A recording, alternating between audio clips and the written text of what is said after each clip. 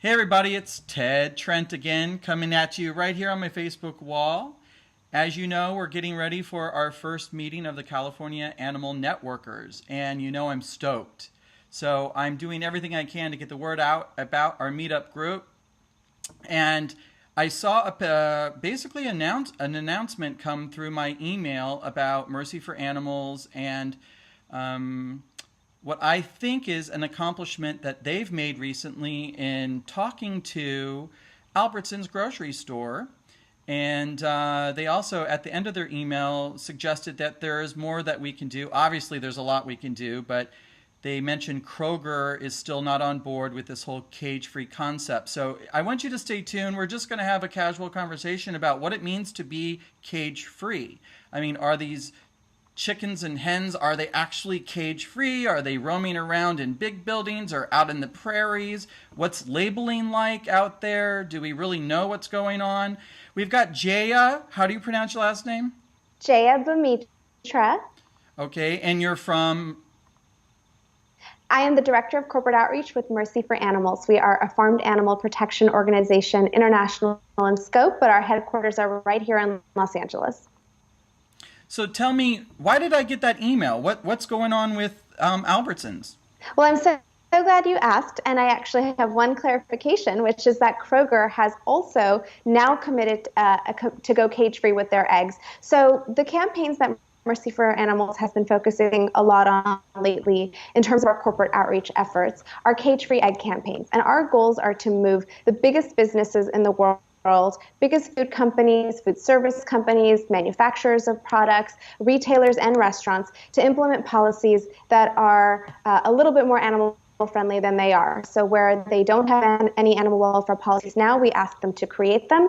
And where they do have animal welfare policies, we ask them to strengthen them. And the goal is always to cause the least suffering for the animals who live on these farms, who are already stuck in these supply chains. Mercy for Animals' ultimate goal is to help people transition to eating more plant-based foods, more healthy vegetarian and vegan diets as often as possible. But for the animals that are in the supply chain now, when people are eating eggs, they are suffering immensely. So our goal is to try to move companies to make important animal welfare changes, such as eliminating cages. So currently, cages confine birds on egg factory farms. They are so tightly confined that they cannot spread their wings fully, they cannot walk, they have no mobility. These basic freedoms that we take for granted, they simply do not have. There are many, many issues like they get stuck in the cage wire, they get stuck under feed trays, they suffer feather loss. Birds, because they are in such cramped spaces, tend to be under very high stress and fight with each other. Dead birds are left to rot amongst living birds, which is not only an animal cruelty issue, but also a food safety issue. So these are really, really dire conditions for the birds. It's unspeakable cruelty and neglect.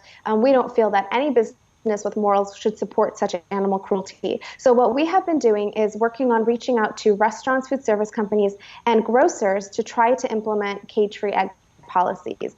Now, what was really exciting this week is that we were able to convince Albertsons, who owns Safeway and many other brands that you might know from shopping around the country, to implement a 100% cage-free egg policy with a timeline. Now, the day after Kroger, which is the number one grocer in the nation, Albertsons is number 2 and Kroger is number 1, made a similar commitment in large part because Albertsons had done so the day before, and Kroger needs to be competitive.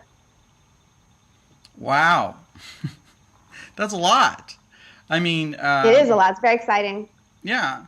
I know that one of the reasons I became a vegetarian is when you start to become conscious of what's going through an animal's mind before they become food or while they're just waiting to become food, it really starts to make you think, maybe I don't want to eat this chicken or... I mean, even, I'll be honest, when I go to Ralph's, I think I see those eggs in that carton now, and I wonder, how did they get there? And did that chicken suffer? Or was that chicken afraid? So this is really huge. Why it's huge for me is because it shows that you have a dialogue that's actually affecting and impacting grocers in a way where they're making change, and change is always the hardest thing to actually do. I mean, we can talk and talk and talk and talk, but until we actually see change, it's doubtful that we're impacting people. So this is really powerful. Yeah, and Ted, you're exactly right. And I think that there are more and more consumers like you who are starting to question what the history is of these animals and what are the conditions like for them on farms and what is it like for them at slaughter, and are they fearful? And they are sentient, intelligent beings with emotions just like the dogs and cats we love at home. They are very feeling and thoughtful, playful and social, just like other animals that we know. So it really is, a very sad situation that they're stuck in these incredibly cruel conditions, and they don't really have anybody else advocating for them but us. But I will say Mercy for Animals was very proud to spearhead this Albertsons Safeway campaign. But what's so exciting is that the companies are really making changes because of the consumers. It's because of petitions on change.org. We had a wonderful petition that got tons and tons of signatures, and that's really a major motivator for these companies. It's letters that are being sent to these companies, emails, phone calls. Consumers are really demonstrating to the public that they will not, they won't tolerate this abuse. So other members of the public are getting the message, and they're really sending the message up the chain to the CEO's office. So these kinds of conversations don't always get stuck at customer service level. These messages are going right up to the CEO level. So they know that in order for their business to be sustainable, competitive in the marketplace, they really need to adapt to consumers' expectations. And at a minimum, consumers expect that animals are not tortured before they reach their plates.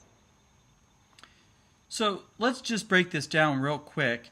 So this is a great announcement, but what is the actual impact going to be now for a hen? I mean, are they going to be roaming around on grassy plains, or did they just gain about a foot in their cage? Yeah, that's an excellent question. I'm so glad you posed that, because people do often believe that cage-free means that that's the answer. But unfortunately, cage-free does not mean cruelty-free. There are still some terrible, terrible things that happen in the egg industry, even in cage-free situations. So speaking of the birds themselves, the hens who actually lay the eggs, well, they won't be in cages. They are still in indoor facilities. They are not outside. They don't have sunlight. So they are still inside. They do have more room to move around, but they don't have the kinds of basic functions that you would expect an animal to be able to have. These pictures of grass on cartons is very misleading. You think of birds being able to, socialize with each other and really have these, nice, complex familial social structures. And in an indoor housing environment, it's certainly not the same as having a free bird. In addition to that, there's something called the culling of male chicks in the egg industry. So there's two types of chickens that are used for food production. One is egg-laying hens. The other is called, by the industry, a broiler chicken, which are the chickens that are raised for meat. And in the egg industry, because the females lay the eggs, there really is no use to the industry for male chicks. They cannot be used for the meat industry because they're not genetically bred to grow as fast as they are for broiler chickens. There are some rapid growth breeds of birds, which is a whole other animal welfare issue, but we won't get into that one today. But because these are considered a byproduct, male chicks are ground alive on their first day of birth, or they're suffocated in bags, or they're drowned. They are disposed of in extremely disgusting, sickening ways that would horrify most people if they knew that this was happening. People sometimes think that in egg production, there's nobody being harmed. The hens are just laying the eggs, but that's not true, because these poor chicks are being killed by the millions.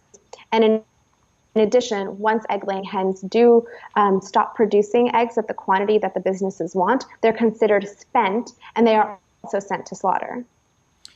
So is Mercy for Animals' solution just don't eat eggs?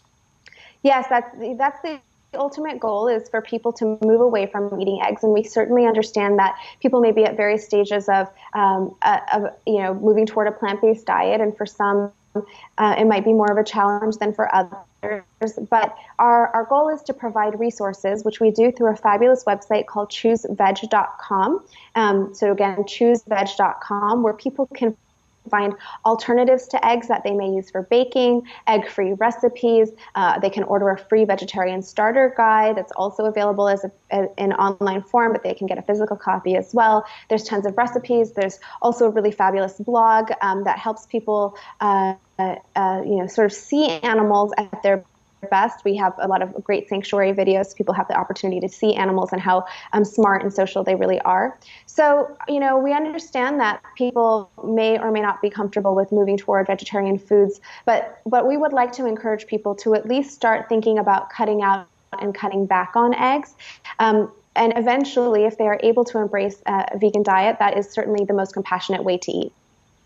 So when we go to the grocery store and we're standing in front of the eggs, and I'm conflicted. Half the time I do not eat eggs. So every now and then I do. But what comes to mind right now is, okay, so they gave us something that we want. Now, is this going to be the way it's going to be for the next 10 years? Sometimes you give them an inch and we praise them for giving us an inch. You follow me? Is this as far as we're going to get it, or do we really need to just look at the consumer? I mean, if you drop out the demand for the product, then it's actually over. It's no cages. Yeah, Ted, I have to compliment you on your questions. You're actually asking such just insightful questions. So I'm certainly having a lot of fun answering them. But yes, you're hitting all the right points here. Yes, I mean the goal is certainly to eliminate egg consumption as much as possible and animal consumption overall as much as possible. That is the ultimate way to reduce the suffering of animals, is simply not put them through the torture at all. If that's the case, these businesses, if they're smart, they will adapt. They will adapt the types of products they're making. Very interestingly, I saw a Meeting Place editorial. Now, for your consumers, they may or may not know what Meeting Place is, but Meeting Place is an industry publication that is produced by the meat industry, which I read to make sure that I'm informed of these issues. And one of their editors a few weeks ago wrote about how wouldn't it be wise if the meat industry itself started to produce more plant-based meats, because there's such demand amongst consumers for plant-based meats, things like the chicken-free strips from Gardein, chicken-free strips from Gardein or Beyond Meat. Field Roast makes fabulous sausages, and all of these companies are diversifying. Upton's has some really fabulous products as well. There's such an abundance of companies that are now making delicious, healthy, plant-based products that just really can be substituted so easily for their meat counterparts. So the idea is, if these businesses really want to stay alive and thrive, they should be thinking about these long-term solutions, and maybe staying in the business of producing animal products is really not the most effective way to run a business. So they should have a long view about it. So that is what I would certainly suggest. And then in addition, from an animal welfare standpoint, asking for cage-free egg commitments is where we are now. This is, 10 years ago, making these asks, would have had you laughed out of the room. And now businesses are having to respond because there's been so much momentum. So many other companies, in fact, nearly 100 retailers, restaurants, food service companies, and food manufacturers have already made cage-free pledges. Now, with that kind of change in the marketplace, they have no choice but to move in this direction. And that's where we are now. But 10 years from now, when there are no more cages, which is, our hope is that we'll be able to see the end of cages in our lifetime, and that this will be a thing of the past. It will be one of those types of things you see in a museum and say, how could we have ever done that to animals? We're going to make some additional animal welfare asks. One of the things Mercy for Animals likes to do when we meet with companies is try to talk about, the future. So, for example, I mentioned the culling of male chicks. Now, that is certainly a huge problem in the industry, and we want to encourage companies to find alternatives so that they do not have to slaughter animals in such a great number. This is absolutely unacceptable. And if people really knew about it, there would be more protesting and more people would be upset. It's just shielded from the public. So I'll close with this question, unless there's something else you want to ask, because we just provided a whole bunch of information. Sure. And I want to make sure people that are watching this, if you have thoughts or comments, put them down below. I mean, Jay is simply a Skype call away, and we could do a follow-up part 2 of this interview. One of the stumbling blocks I come up when I share that I'm a vegetarian is I just think people feel really helpless insofar as gaining meat protein. They're afraid, and I'll be honest, even myself, I sit here and I think, how am I going to survive without getting certain foods? And Mercy for Animals, and this is just a broader question. I mean, how does Mercy for Animals look at, that is the overwhelming, I think, argument most people have, is that humans are designed to eat animal protein. Yeah, I think that's a very important question. It is one question we get most often. I think anybody who is vegan usually hears, where do I get my protein? So we're all very equipped to answer that. And again, I would point people to chooseveg.com, which has really fabulous information about what kind of nutrients are necessary that you want to be thinking about as you transition toward eating vegetarian and vegan foods. But the good news is that protein is actually not an issue. There's not really any vitamin that's really necessary to take other than B12, which I'll mention in a moment, that is really necessary on a vegan or vegetarian diet. You are able to access all of the nutrients, all the vitamins, all the minerals you need from plant-based foods, provided that you're eating mostly whole plant-based foods. So, processed foods can certainly be fun, and I think that they do offer some delicious taste and definitely, can satisfy some meat cravings when you have them. But ideally, you want to be eating mostly whole plant-based foods, so whole grains, beans, legumes, fruits, and vegetables as the majority of your diet. And if you have enough variety and you're eating whole foods, you'll be able to be not only healthy, but probably healthier than you were in the past. And there's a great movie I'd recommend called Forks Over Knives, which does a wonderful job of explaining how you can actually not only be healthy eating these foods, but potentially prevent or even reverse, in some cases, some of the most common illnesses that plague Americans, like heart disease, diabetes, and in some cases, even some cancers. So I think that is a great, testimonial for this diet. But B12, I'll just mention briefly. B12 is a supplement that anybody who's interested in choosing a vegan diet should be taking. I buy a brand called Deva that I love on Amazon. It's incredibly affordable, very easy just to click away. But that is a product that you do want to take. And the only reason that is something that we are not getting nowadays from plant sources is because our food is so sanitized. We wash food from the grocery store. It's triple wash lettuce in the bag before we even open it. But B12 is something that is actually found in soil. And, if we were eating fruits and vegetables that were sort of covered in that soil, we would be getting that. But our food these days is just so clean, which is good in many ways. But we're missing that one nutrient. But we can get that from an easy little tablet. It's hard. You only have to take it once in a while. And that's really the only thing. But protein, you can there's wonderful protein sources from tofu to beans to legumes to nuts. I personally love mushrooms. That's my favorite food, and they're chock full of protein. So there's a whole world of options. And again, chooseveg.com does a nice job listing sort of these key items that you might want to be thinking about and giving you some great options for where you might be able to source those foods. But if you're eating enough calories and if you're eating enough variety in your diet, you should be getting everything you could possibly want for your body to thrive. And before we go, just real quick, since this is on the internet, why did you end up working at Mercy for Animals?